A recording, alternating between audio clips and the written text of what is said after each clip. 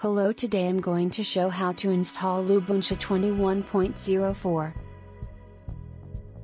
Start the installer by clicking on the Install Lubuntu 21.04 icon on the desktop.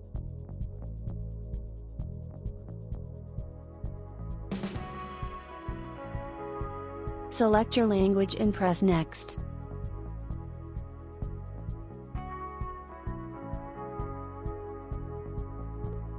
Select your time zone on the map and press Next.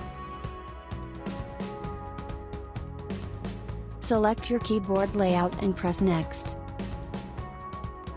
Select where you want to install Lubuntu 21.04 and if you want to automatically partition the disk or assign manually the mount points.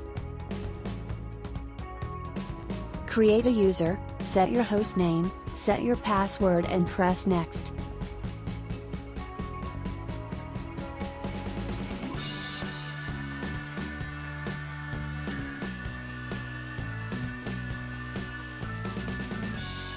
Review that your settings are correct and start the installation by pressing the Install button.